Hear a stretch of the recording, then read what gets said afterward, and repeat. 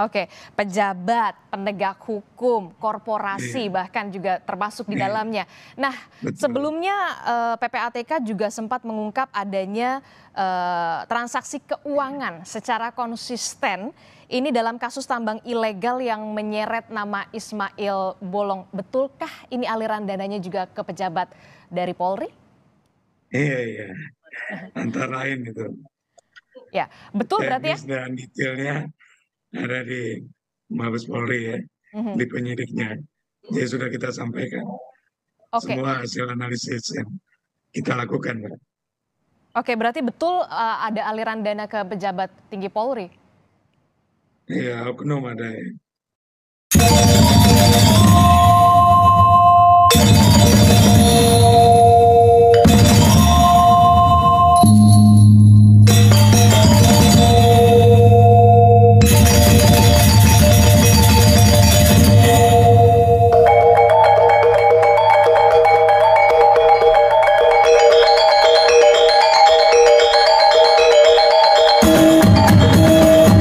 Selamat sore, selamat jumpa kembali di channel kami, di channel yang cadas ini.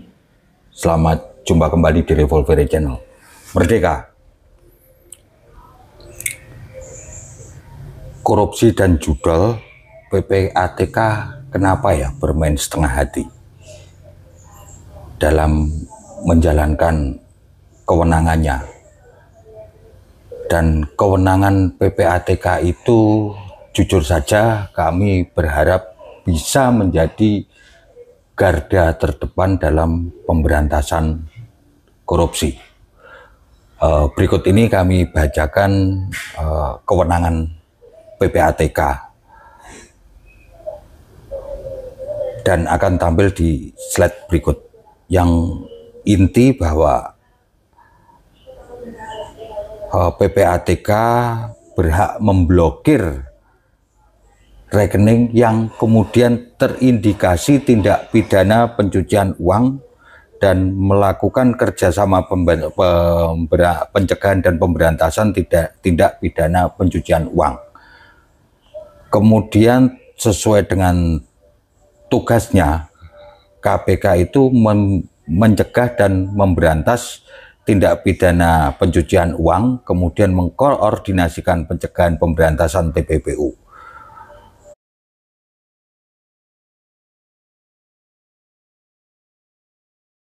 Namun dalam hal ini, apakah sudah melakukan hal itu? Dan kemudian PPATK ini bertanggung jawab langsung kepada Presiden dan DPR. Ini kedudukan lembaga PPATK dan kemudian kepada siapa dia bertanggung jawab. PPATK bertanggung jawab langsung kepada DPR, Presiden dan DPR, dan dia berkewajiban memberikan laporan 6 bulan sekali. Dan kemudian kedudukan lembaga PPATK adalah lembaga yang benar-benar sangat independen. Jika betul independensi itu bisa terjaga, tentunya tinggal kemudian mensinergikan peran PPATK dan aparat penegak hukum. Namun rupa-rupanya di sini ada sesuatu yang kemudian kenapa sih kok kelihatan, menurut penilaian saya KPK adalah melakukan hal-hal pencegahan tersebut setengah hati. Marilah kita lihat cuplikan dari Kompas TV berikut ini. Kita simak bersama saudara, hasil temuan PPATK transaksi keuangan mencurigakan mencapai 183,8 triliun rupiah dan nilai ini didapat dari laporan analisis 1.215 transaksi keuangan. Sepanjang tahun 2022, PPATK juga mencatat peningkatan kontribusi yang signifikan terhadap penerimaan negara yang mencapai 3,2 triliun rupiah. Lantas apa saja transaksi keuangan mencurigakan senilai 183,8 triliun rupiah dan berasal dari mana sumber dananya? Kita bahas usai tayangan berikut.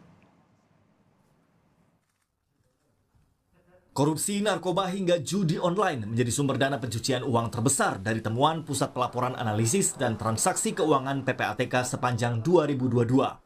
PPATK menemukan transaksi keuangan mencurigakan mencapai 183,8 triliun rupiah. Nilai ini didapat dari 1.215 laporan analisis yang dilakukan PPATK sepanjang 2022. Terkait transaksi mencurigakan ini, PPATK telah menghentikan 2.112 rekening dengan total dana dibukukan mencapai 1,75 triliun rupiah. PPATK menyebut aliran dana tersebut mengalir pada banyak pihak termasuk oknum. Sepanjang tahun 2022 saja, 11 bulan ini PPATK telah menyampaikan 1.215 laporan hasil analisis. Laporan hasil analisis yang terkait dengan 1.544 laporan transaksi keuangan mencurigakan. Dan dari 1.215 laporan analisis tadi itu value nilai dari angka nominal transaksi mencapai 183 triliun 883 miliar 58 juta 184.449 rupiah. Transaksi mencurigakan terkait salah satunya dengan modus pencucian uang. PPATK menjelaskan sumber dana pencucian uang terbesar dari kasus korupsi dan narkotika. Dari tindak pidana korupsi, nilai transaksi mencapai 81,3 triliun rupiah. Narkotika senilai 3,4 triliun rupiah, judi online senilai 850 miliar rupiah, robot trading 761 miliar rupiah, pornografi 114 miliar rupiah, transaksi ormas dan bisnis email kompromis 45 miliar rupiah. Menurut PPATK, modus paling sering dilakukan untuk menampung dana hasil korupsi adalah melalui polis asuransi, pasar modal, dan penukaran valuta asing. Pelaku biasanya menggunakan nama, keluarga, orang dekat, asisten rumah tangga, sopir pribadi, dan sebagainya. Salah satu temuan PPATK terkait transaksi mencurigakan di 2022 adalah aliran transaksi keuangan yang konsisten dari penambang batu bara ilegal Ismail Bolong kepada pihak tertentu. PLT Deputi Analisis dan Pemeriksaan PPATK Danang Trihartono menyebut temuan transaksi mencurigakan Ismail Bolong sepenuhnya telah dilaporkan kepada Kapolri. Kewenangan PPATK sejauh dia melalui transaksi keuangan sistem perbankan, ya itulah yang PPATK analisis dan fakta itulah yang disampaikan ke penyidik. Gitu. Di luar itu tentu saja itu kewenangan penyidik untuk mengungkap. Kami tidak menyatakan itu ada atau tidak ada karena memang kita cuma membaca dari segi transaksi keuangan aja. Kalau itu kan fakta-fakta itu kan bisa jadi di luar sistem keuangan. Temuan itu yang jelas sudah disampaikan kepada Kapolri. Semua mengenai fakta transaksi keuangan Ismail Bolong kita sampaikan ke Kapolri. PPATK terus aktif dan secara intensif melakukan permintaan informasi terhadap pihak pelapor yang mayoritas adalah penyedia jasa keuangan. Selanjutnya hasil laporan PPATK diserahkan pada instansi penegak hukum untuk dilakukan penindakan sesuai undang-undang dan aturan hukum yang berlaku. Tim Liputan Kompas TV. Saudara, PPATK menemukan transaksi keuangan mencurigakan senilai fantastis 183,8 triliun rupiah dari analisis 1.215 laporan transaksi, terdiri dari transaksi apa saja yang mendominasi temuan PPATK, serta apakah ini terkait tindak pidana pencucian uang. Kita bahas bersama dengan Natsir Kongah, Humas PPATK dan juga pakar tindak pidana pencucian uang, Yenti Garnarsi. Selamat malam Pak Natsir dan juga Bu Yenti. Selamat malam. Selamat malam, Mbak Aris. Selamat malam. Pertama saya ke Pak Natsir dulu. Pak Natsir, ini jumlahnya fantastis sekali, 183 triliun rupiah transaksi mencurigakan. Ini dari mana saja sumber dananya? Ya, kalau kita lihat di pasal 2 Undang-Undang Nomor 8 tahun 2010, itu kan ada 25 ya tindak pidana asal dari pencucian uang. Dan hasil dari National Risk Assessment yang kita lakukan itu pertama korupsi, tindak pidana pencucian uang yang terjadi ya. Lalu kemudian narkotika, kemudian kejahatan di bidang perpajakan, di bidang perbankan, lingkungan dan seterusnya. Jadi itu semua hasil dari tindak pidana pencucian uang dari total 183 triliun ya lebih yang disampaikan tadi. Oke, jadi sumber dana yang paling besar adalah dari hasil korupsi begitu ya. Nah, kalau untuk dari hasil korupsi ini dari pemerintah kah, legislatif atau seperti apa? Dari institusi dari mana saja? Wah, itu bisa oknum ya, oknum dari pejabat, penegak hukum, terkait dengan juga korporasi, pengusaha dan lain-lain. Jadi pelakunya itu orang per orang, badan usaha, baik sipil maupun penegak hukum. Oke, pejabat, penegak hukum, korporasi bahkan juga termasuk di dalamnya. Nah, sebelumnya PPATK juga sempat mengungkap adanya transaksi keuangan secara konsisten ini dalam kasus tambang ilegal yang menyeret nama Ismail Bolong. Betulkah ini aliran dananya juga ke pejabat dari Polri? Iya, antara lain itu. Ya, betul berarti ya? Dan detailnya ada di Mabes Polri ya, di penyidiknya. Jadi sudah kita sampaikan semua hasil analisis yang kita lakukan, Pak. Oke, berarti betul ada aliran dana ke pejabat tinggi Polri? Iya, oknum ada ya. Oknum, lebih dari satu orang? Ada lah, secara total gitu, ini saya nggak bisa sampaikan jumlahnya, karena ini terus masih dalam proses penyidikan. Oke, jadi PPATK menyebut ada oknum dari petinggi Polri, betul, dan sudah disampaikan laporan ini kepada Kapolri dan juga penyidik ya? Iya, betul. Oke, di sini memang betul PPATK telah memberikan laporan dan analisis keuangan yang mencurigakan. Namun pertanyaannya adalah kenapa tidak kemudian disertai dengan pemblokiran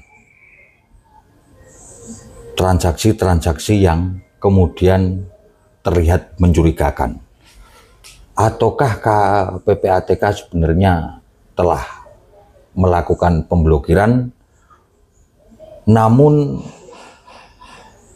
kemudian timbullah invisible hand yang mempengaruhi independensi PPATK untuk tidak melakukan pemblokiran di sejumlah rekening tertentu. Kalau kita tadi mendengarkan dan menyaksikan apa yang tampil di Kompas TV, sangatlah jelas bahwa dan patut diduga bahwa aliran dana uang-uang hasil kejahatan baik tindak pidana koruptif, tindak pidana perjudian dan narkoba, di mana ketiga hal tersebut menjadikan hal-hal yang patut dicurigai, terdapat aliran-aliran dana yang tidak benar dalam jumlah yang sangat besar. Di sini memang sangat kontradiktif ya. Jika kemudian kembali lagi kita merenungi apa yang disampaikan oleh pejabat PPATK tadi, saya jadi teringat akan peristiwa aliran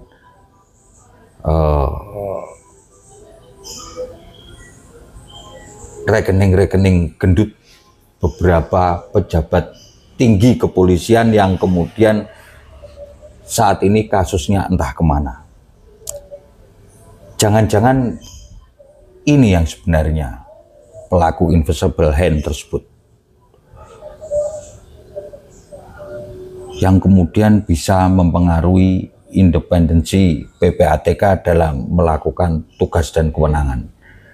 Jika kita melihat dari tugas dan kewenangan tersebut, sejujurnya saya berharap bahwa PPATK bisa turut serta menjadi garda terdepan pemberantasan korupsi, pemberantasan mafia judi online, mafia pertambangan dan lain sebagainya. Kenapa? Deteksi awal adalah aliran dana, dan dalam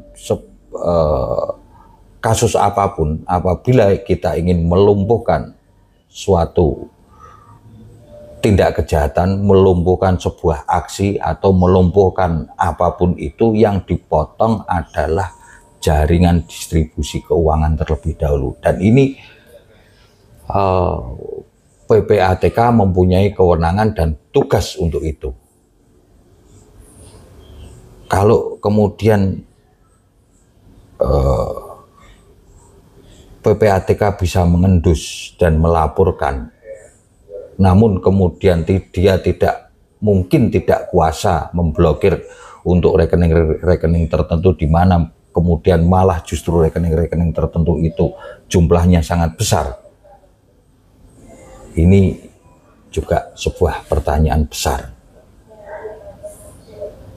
Dan pertanyaan itu tentang independensi PPATK. Sebenarnya misalkan pemberantasan judi online itu juga akan sangat gampang apabila memang ada niat PPATK bersinergi memblokir semua rekening dan aliran dana tersebut. Dalam waktu hitungan hari lah akan bisa terberantas mafia judi online tersebut. Kenapa di sini kemudian saya mempertanyakan independensi PPATK? Kita coba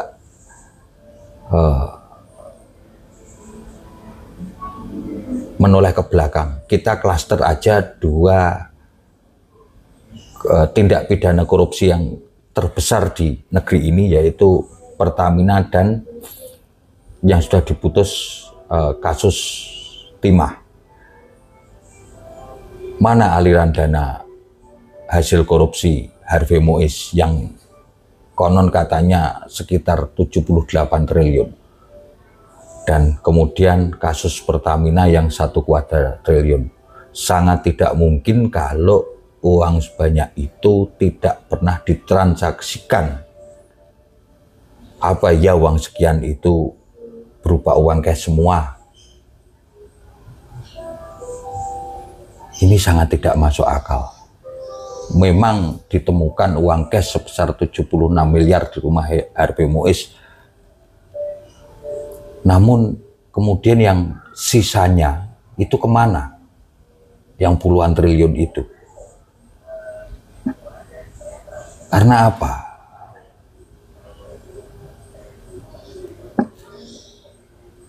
Kemana uang itu? Saya yakinlah sangat gampang apabila itu ditransaksikan. PPATK menelusuri dan kemudian melacak di mana keberadaan uang tersebut, di mana transparansi dan sistem PPATK itu bersangkutan dengan NIK, perpajakan dan administrasi perbankan telah dikoneksikan sehingga PPATK mengalami banyak kemudian untuk kemudian menelusuri kemana saja larinya uang-uang tersebut.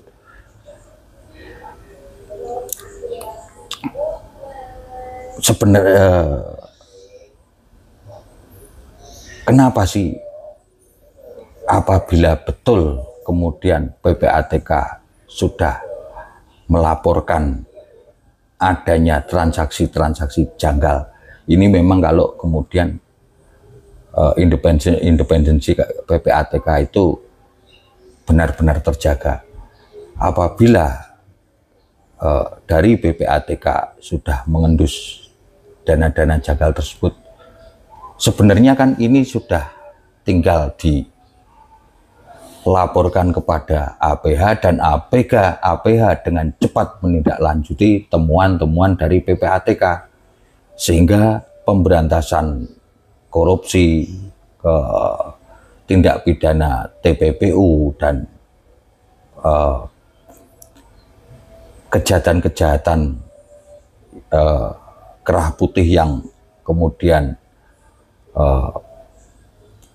ternyata aliran dananya luar biasa bisa lebih cepat ditanggulangi dan terjadi penyelamatan uang negara yang jumlahnya sangat signifikan. Ini ada apa sih sebenarnya antara independensi PPATK dan kemudian kecepatan penindakan dari aparat penegak hukum? Karena ini adalah ruang dan celah untuk bisa kemudian menyembunyikan, bahkan kemudian menjadikan terang benderang kemana saja aliran dana tersebut. Ini mohon dipertajam untuk wilayah-wilayah ini. Saya sampaikan kepada Bapak Presiden Prabowo untuk segera kembalilah membangun dan menjaga independensi PPATK dari tangan-tangan tertentu. Kenapa ini dengan keras saya sampaikan? Karena disinilah muara kita bisa mengusut dana-dana yang telah diselundupkan oleh